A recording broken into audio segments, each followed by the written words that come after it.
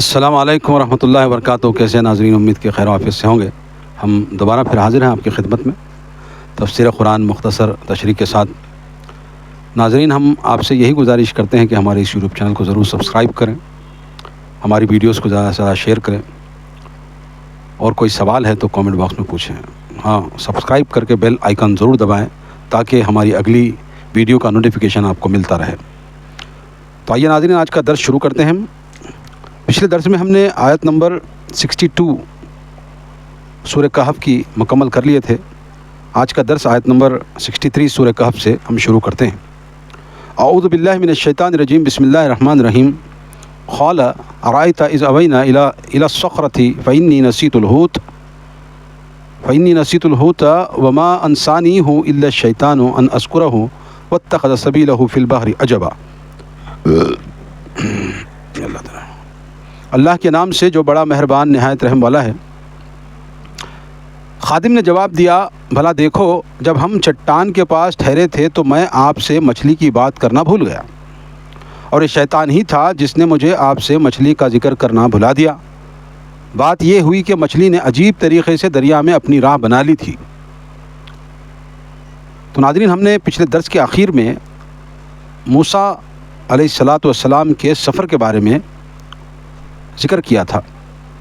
اللہ تبارک و تعالیٰ نے موسیٰ علیہ السلام کے بارے میں جو بات کہی تھی کہ موسیٰ نے ایک مرتبہ خطبے میں، جب وہ درس دے رہے تھے، خطبہ دے رہے تھے اپنی قوم کو، تو کسی نے اٹھ کر سوال کیا تھا کہ موسیٰ، دنیا میں سب سے زیادہ علم والا شخص کون ہے؟ تو انہوں نے کہا کہ میں ہوں، میں اللہ کا پیغمبر ہوں، مجھ سے زیادہ کون علم رکھ سکتا ہے؟ تو اللہ تبارک و تعالیٰ نے آزمائش کے طور پر موسیٰ سے کہا کہ تم سے بھی زیادہ علم جاننے والا دنیا میں موجود ہے ہمارا بندہ، تو ایک کام کرو، تم جو ہے نکلو یہاں سے اور سفر کرتے جانا، دو دریاؤں کے ملن کے وقت، دو دریائیں جہاں ملتی ہیں وہاں پر جا کر کے تم دیکھنا، وہاں ہمارا ایک برگزیدہ بندہ ہوگا، اور مچھلی کو ساتھ لے لینا، مچھلی تم سے گم ہو جائے گی۔ اس طرح کی باتیں اللہ تبارک و تعالیٰ نے ان سے کہی۔ تو موسیٰ علیہ السلام نے کہا کہ میں اس وقت تک چلتا جاؤں گا جب تک دو دریاؤں کا ملن نہ دیکھ لوں۔ تو ایسا ہوا کہ وہ چلتے گئے اور مچھلی نے چٹان کے پاس اپنی راہ اختیار کر لی۔ تو ان کے ساتھ ایک غلام کو جو انہوں نے لیا تھا، یوشع بن نون، بعد میں نبوت بھی ملی ان کو، یوشع کو، تو ان کو شیطان نے یہ بات کہنے سے بھلا دیا۔ خادم کو جب انہوں نے پوچھا کہ تم نے کیوں مجھے بتایا نہیں، تو خادم نے یہی جواب دیا کہ جب ہم چٹان کے پاس تھے نا، وہیں مچھلی جو ہے ایک عجیب طریقے سے اپنا راستہ دریا کی طرف بنا لی۔ مفسرین نے یہاں تذکرہ کیا ہے کہ حدیث میں اس عجیب طریقے کی وضاحت ہے۔ پہلا تعجب تو یہ ہوا کہ مچھلی تو مری ہوئی تھی، جب تڑپ کر سمندر میں جا پڑی تو تعجب ہوا۔ عام حالات میں اگر کوئی مچھلی ایسے گرے تو فوراً ہی پانی دوبارہ اصل شکل پہ آ جاتا ہے، مگر اس حالت میں سمندر میں مچھلی ایک سرنگ چھوڑ گئی۔ ابی بن کعب رضی اللہ تعالیٰ عنہ سے روایت کرتے ہیں کہ اللہ نے فرمایا، آپ صلی اللہ علیہ وسلم سے روایت کرتے ہیں کہ اللہ نے فرمایا، موسیٰ علیہ السلام نے اپنے خادم سے کہا کہ کھانا لاؤ۔ اس نے کہا، بھلا دیکھو۔ جب موسیٰ کو اس وقت تک تھکاوٹ محسوس نہیں ہوئی جب تک وہ اس جگہ سے آگے نہیں نکل گئے جس کے بارے میں اللہ نے حکم دیا تھا۔ یعنی کہ موسیٰ کو کب تھکاوٹ ہوئی؟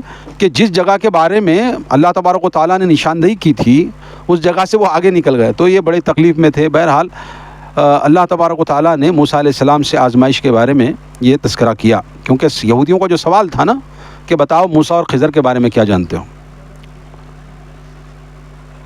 آگے اللہ فرماتا ہے، قال ذلک ما كنا نبغي فارتد على آثارهما قصصا۔ موسیٰ نے کہا اسی چیز کی تو ہمیں تلاش تھی، چنانچہ وہ اپنے قدموں کے نشان پر واپس آئے۔ جب یہ سارا ماجرا یوشع بن نون نے حضرت موسیٰ علیہ السلام کو بتایا کہ جس وقت ہم چٹان کے پاس تھے، مچھلی نے اس طرح کر کے سمندر میں راستہ بنا لیا، سرنگ بنا لی، اور جو ہے مجھے جو ہے شیطان نے یہ بات آپ کو ذکر کرنے سے بھلا دیا، شیطان نے بھلا دیا۔ تو موسیٰ علیہ السلام نے کہا کہ کوئی مسئلہ نہیں، ہمیں تو تلاش ہی وہ چیز کی تھی کہ جس وقت مچھلی جو ہے وہ راستہ بنا لے، تو اسی جگہ کی ہمیں تلاش تھی. تو وہ دونوں نے اپنے قدموں کے نشان پکڑ کر کے واپس آئے جس جگہ پر وہ مچھلی گئی تھی. وجد عبدا من عبادنا آتیناہ رحمۃ من عندنا وعلمناہ من لدنا علما.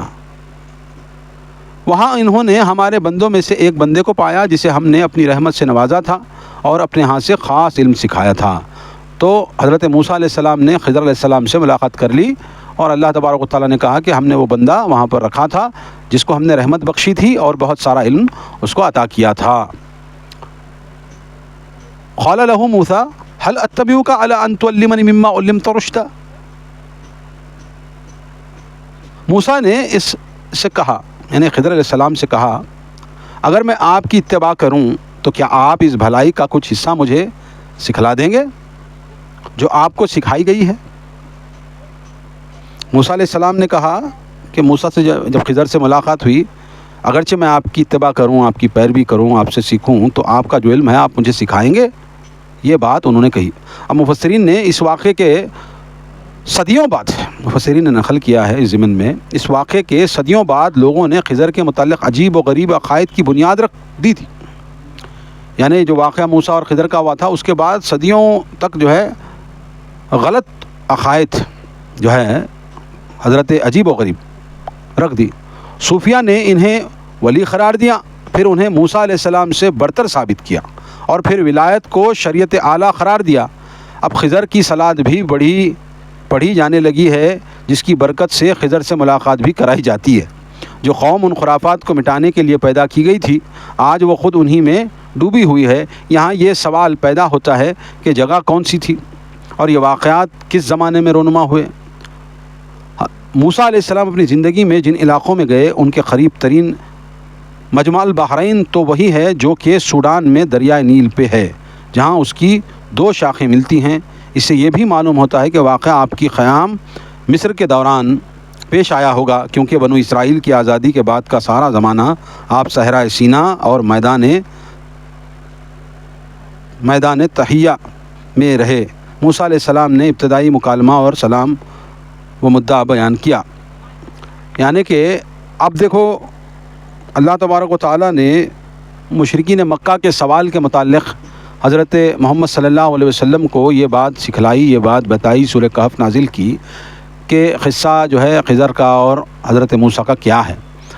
مگر عجیب و غریب باتیں ہیں کہ خضر علیہ السلام کے متعلق ایسی جو ہے عقائد رکھے جاتے ہیں، خاص کر کے وہ صوفیاء جو ہا ہو کرنے والے صوفیاء ہیں، اس طرح کے جو باطنی لوگ جو ظاہری شریعت نہیں باطنی شریعت سمجھتے ہیں صوفیاء، ان کے نزدیک تو موسیٰ علیہ السلام سے کئی جو ہے بڑے حضرت خضر علیہ السلام ہیں.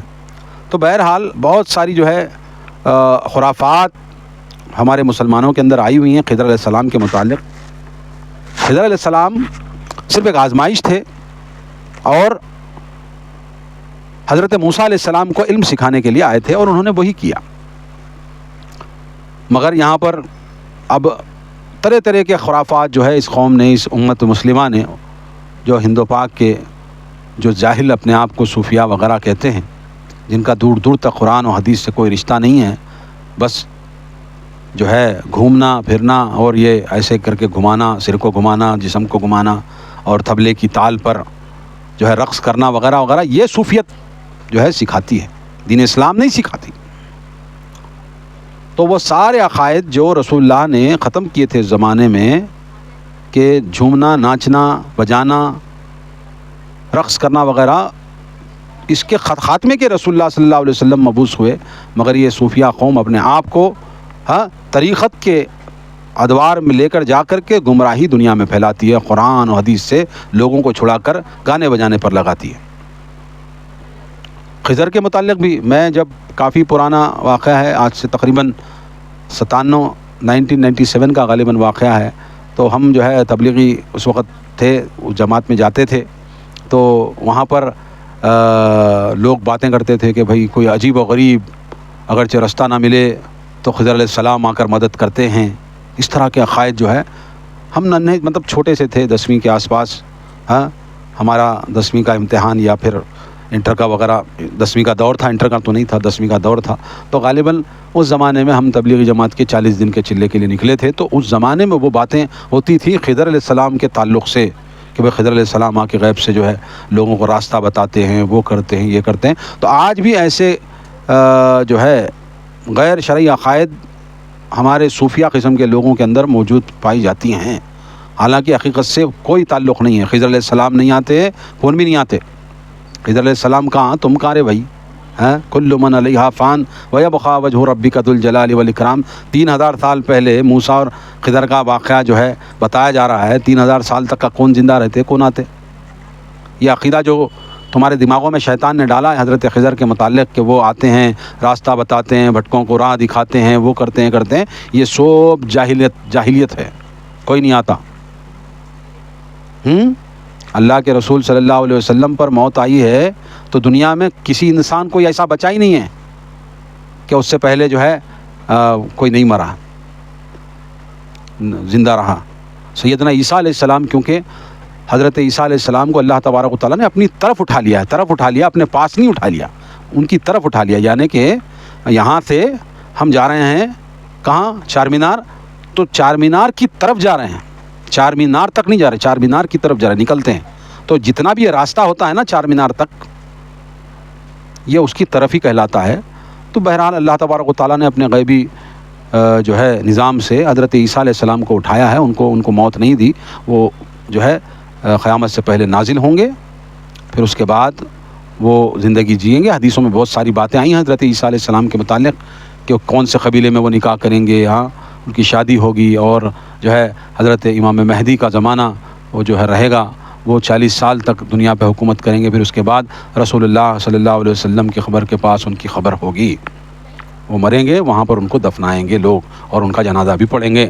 تو یہ جو واقعات رسول اللہ کے ذریعے سے ہم تک پہنچے ہیں وہ سچے ہیں، اور یہ خضر کے واقعات جو تم بتاتے ہو نا کہ وہ بھٹکوں کو راہ دکھاتے ہیں، یہ بے بنیاد عقیدہ ہے، یہ عقیدہ جو ہے انسان کو گمراہ کرتا ہے، خرافات ہیں، یہ یاد رکھنا۔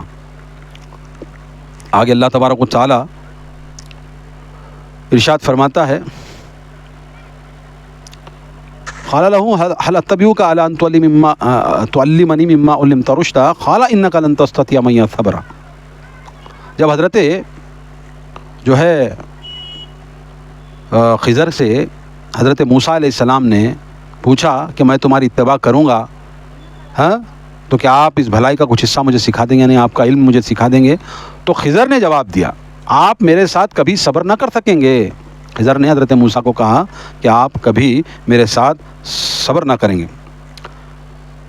اب اس مقام کے بعد یوشع بن نون کا ذکر نہیں ملتا، ممکن ہے کہ خضر کی ملاقات کے بعد موسیٰ علیہ السلام نے انہیں واپس کر دیا، یعنی کہ یہ بات ہو سکتی ہے کہ جو ان کے حضرت موسیٰ کے ساتھ ان کے غلام آئے تھے نا، تو جیسے ہی خضر سے ان کی ملاقات ہوتی ہے، کیونکہ اس کے بعد ان دونوں کا ہی ذکر ملتا ہے کہ دونوں جا رہے ہیں، دونوں گاؤں میں جا رہے ہیں، دونوں فلاں کر رہے ہیں، تیسرا ان کے غلام کے تعلق سے نہیں ملتا، تو لہذا ہو سکتا ہے مفسرین کہتے ہیں کہ خضر کی ملاقات کے بعد حضرت یوشع بن نون واپس چلے گئے، شاید ان کو حکم ملا ہو۔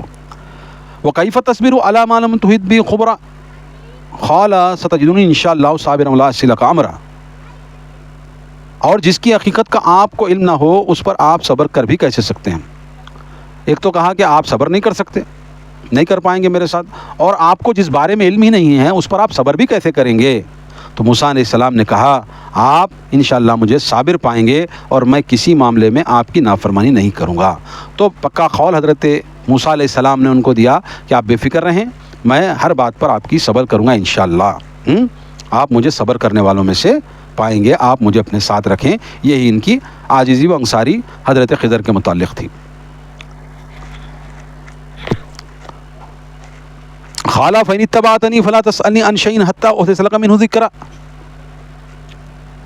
خضر علیہ السلام نے کہا اگر آپ کو میرے ساتھ رہنا ہے تو پھر مجھ سے کوئی بات نہ پوچھنا حتیٰ کہ میں خود ہی آپ سے اس کا ذکر کر دوں۔ تو حضرت خضر علیہ السلام نے کہا کہ دیکھو موسیٰ، میرے ساتھ اگرچہ رہنا ہے تم کو، تو جب تک میں جواب نہ دوں مجھ سے کوئی سوال نہیں کرنا، پوچھنا نہیں کچھ بھی، کسی معاملے میں مجھ سے سوال نہیں کرنا، ہاں جب تک کہ میں خود ہی اپنی مرضی سے اس معاملے میں جواب نہ دوں۔ فانطلقا حتی اذا رکب فی السفینۃ غرقها قال اغرقتها لتغرق اهلها لقد جئت شیئا امرا۔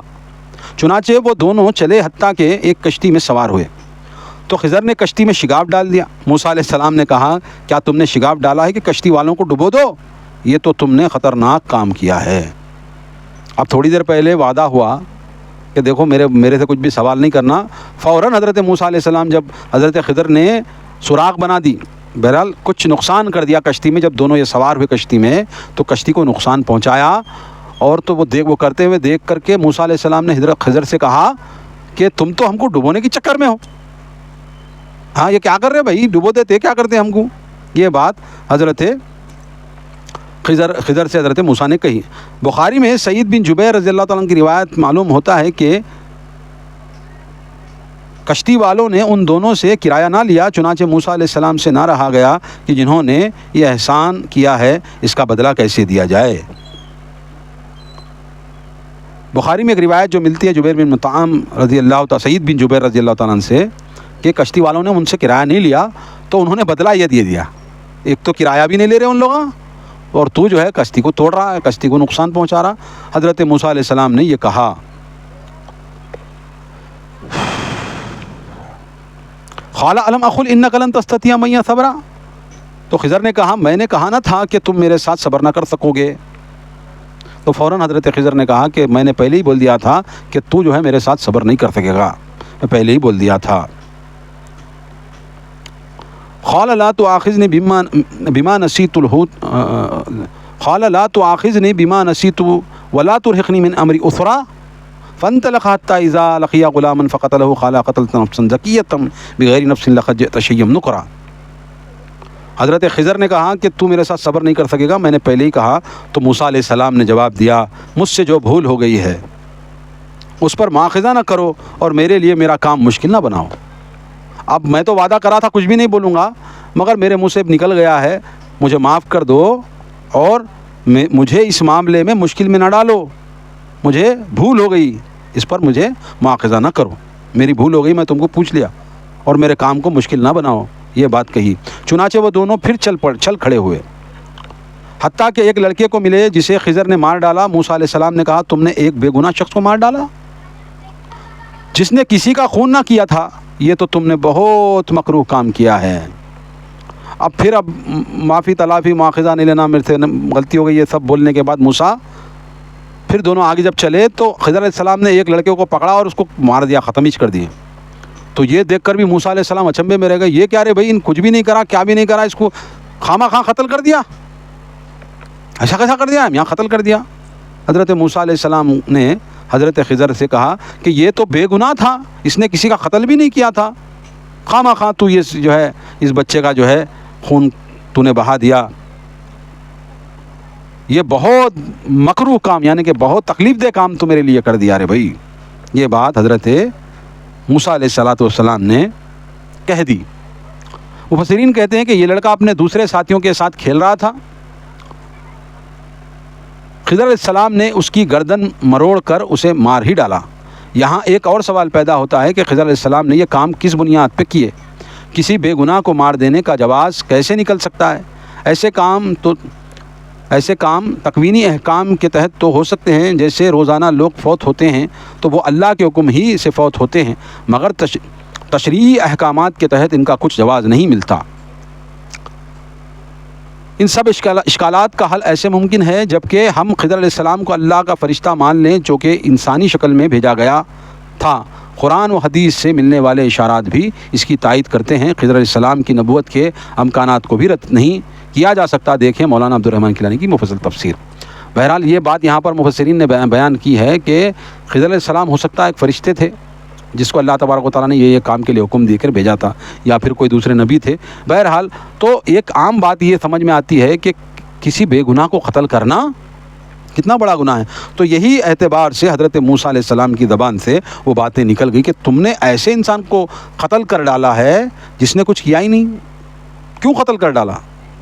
حالانکہ ان میں دونوں میں یہ بات پر سمجھوتا ہو چکا تھا کہ سوال نہیں کرنا خضر سے کچھ بھی، موسیٰ اس بات پر گفتگو ہو چکی تھی تکمیلی طور پر، اور ایک بار بھول معاف بھی کی گئی تھی، پھر بھی حضرت موسیٰ علیہ السلام نے پوچھ لیا۔ آگے جو ہے اللہ فرماتا ہے قال الم اقل لک انک لن تستطیع معی صبرا، خضر نے کہا میں نے کہا تھا نا کہ تم میرے ساتھ صبر نہ کر سکو گے۔ پھر خضر نے جب جواب دیا کہ یہ بار بار سوال کر رہا، بھائی میں پہلے بولا تھا تو میرے ساتھ صبر نہیں کر سکتا، ہاں تیرے اندر وہ مادہ ہی نہیں ہے، تو صبر نہیں کر سکتا، یہ بات میں نے پہلے ہی بتا دی تھی تجھے۔ حضرت خضر نے موسیٰ علیہ السلام سے کہا قال ان سألتک عن شیء بعدها فلا تصاحبنی قد بلغت من لدنی عذرا، موسیٰ علیہ السلام نے کہا اگر اس کے بعد میں نے کوئی بات پوچھی تو پھر مجھے اپنے ساتھ نہ رکھنا، اب میری طرف سے کوئی عذر باقی نہ رہے گا۔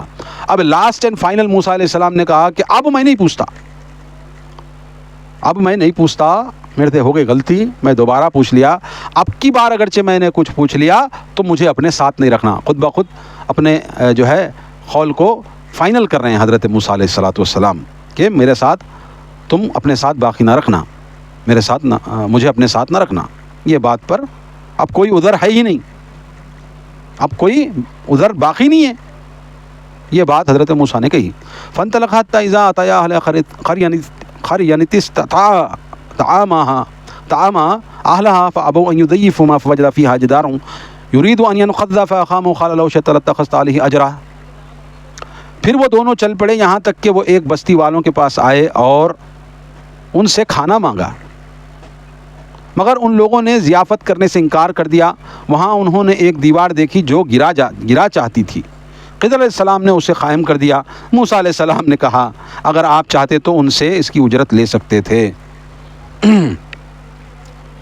دیکھو عجیب اللہ تبارک و تعالیٰ نے یہ واقعات بیان کیے ہیں کہ وہ پھر دونوں چل پڑے، پڑھنے کے بعد ایک بستی کی طرف، ایک شہر یا بستی کی یا قریہ کی طرف پہنچے تو لوگوں سے انہوں نے کھانے کا مطالبہ کیا کہ ہم مسافر ہیں، کھانے کے لیے کچھ دو، تو کسی نے کچھ نہیں دیا، کھانے کو نہیں پوچھا، ان کی مہمان نوازی کرنے کے لیے کوئی تیار نہیں تھا۔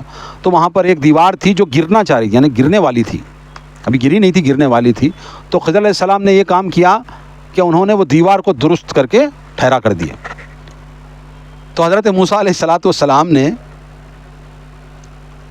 اگر آپ چاہتے تو اس بات پہ آپ ان سے اجرت لے سکتے تھے کہ انہوں نے کھانا بھی نہیں دیا فری میں، آپ ان کا کام دیے تو وہ اجرت لینا تھا۔ گاؤں والے مسافروں کو کھانا کھلانے تک کے روادار نہیں، اور آپ نے ان کی دیوار کو بلا معاوضہ درست کر دیا ہے، یہ ایسے حسن سلوک کے مستحق نہیں۔ مہمان کے ساتھ حسن سلوک کی تعلیم گزشتہ تمام شریعتوں میں موجود تھی۔ ابو ہریرہ رضی اللہ تعالیٰ عنہ سے ابو ہریرہ رضی اللہ عنہ کہتے ہیں کہ آپ صلی اللہ علیہ وسلم نے فرمایا جو اللہ اور یوم آخرت پہ ایمان رکھتا ہے اسے چاہیے کہ اپنے ہمسائے کو تکلیف نہ پہنچائے، جو اللہ تعالیٰ اور آخرت پہ ایمان رکھتا ہو اسے چاہیے کہ وہ مہمان کی تکریم کرے، جو اللہ اور یوم آخرت پر ایمان رکھتا ہو وہ اچھی بات کرے یا خاموش رہے۔ بخاری شریف میں یہ روایت ہے، یعنی کہ درس دیا جا رہا ہے کہ اپنے پڑوسیوں سے اچھا سلوک کیا جائے، بھوکوں کھانا کھلایا جائے اور نیک بات بولی جائے جب بھی بولی جائے، اور یا تو خاموش رہا جائے۔ یہ تمام چیزیں حضرت ابو ہریرہ رضی اللہ تعالیٰ عنہ سے روایت رسول اللہ صلی اللہ علیہ وسلم کی حدیث انہوں نے بیان کی ہے، یہ حسن سلوک کرنا پڑوسیوں کے ساتھ، یہ ساری باتیں آئی ہیں۔ تو حضرت موسیٰ علیہ السلام نے کہا کہ انہوں نے ہمارے ساتھ اچھا برتاؤ نہیں کیا، ہماری مہمان نوازی بھی نہیں کی، تم چاہو تو اجرت لے سکتے تھے ان سے۔ اس طرح کی بات حضرت خضر علیہ السلام سے موسیٰ علیہ السلام نے پوچھ لی۔ قال هذا فراق بینی و بینک سأنبئک بتأویل ما لم تستطع علیہ صبرا، خضر نے کہا اب میرا اور تمہارا ساتھ ختم ہوا، اب میں آپ کو ان باتوں کی حقیقت بتلا دیتا ہوں جن پر آپ صبر نہیں کر سکے۔ اب جو ہے حضرت خضر نے کہا موسیٰ تمہارا اور میرا معاملہ ختم، کوئی حد و پیمان نہیں، آپ الگ اب ہم الگ۔ سعید بن جبیر کی حدیث جو صحیح بخاری میں مروی ہے کہ حضرت خضر علیہ السلام نے ابتدا میں موسیٰ کو بتایا تھا کہ اللہ تعالیٰ نے اپنے علوم میں سے ایک علم مجھے سکھلایا ہے جسے آپ نہیں جانتے، اور ایک علم آپ کو سکھلایا ہے جسے میں نہیں جانتا۔ اس کے علاوہ یہ بھی بتلا دیا کہ میرا اور تمہارا دونوں کا علم مل کر بھی اتنا ہی ہے جتنا دریا سے چڑیا اپنی چونچ میں پانی لیتی ہے، یعنی کہ اب جدا ہوتے وقت جو ہے دونوں میں ہم کلامی ہو رہی ہے۔ اللہ تبارک و تعالیٰ نے کچھ معاملوں میں تمہیں فضیلت دی ہے، کچھ معاملوں میں مجھے فضیلت دی ہے۔ میرا علم اور تمہارا دونوں کا علم بھی مل جائے تو اللہ تبارک و تعالیٰ کا جو علم ہے وہ دریا سے ایک چونچ میں پانی کے برابر بھی نہیں ہے۔